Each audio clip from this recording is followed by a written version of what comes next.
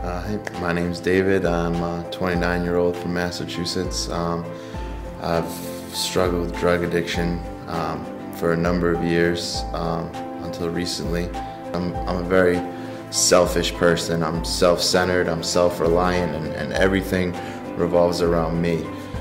I developed a serious problem with gambling, with womanizing, with working out. I was at the point in my life where the only thing that was even remotely going to be able to save me was divine intervention. I'm someone who has been through many different treatment facilities. You know, they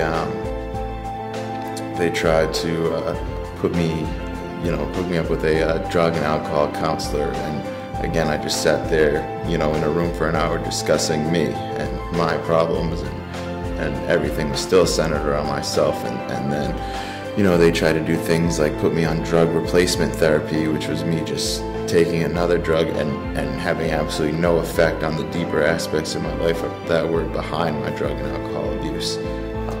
Those aren't the things I want. Like, the only thing that I want is, to try to know Him better and to try to live my life the way it's laid out in the Bible. It got to the point where I was just like, man, there has to be something out there that can work for me. And that was the first time that I was able to take God seriously. I ended up having nowhere to go, and I ended up at a homeless shelter. The program had a much different approach and a different way of teaching the gospel, and it was almost like right away, as soon as I was hearing the word that I would hear in our classes that we have every day. I just remember sitting there after one of the first couple of classes and just being like, this is unbelievable.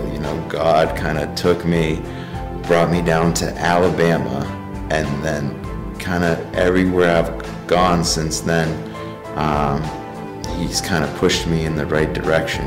And I pray that I don't know what I did to deserve your grace. I don't know what I did to deserve you entering my life, but I'm sure glad you did.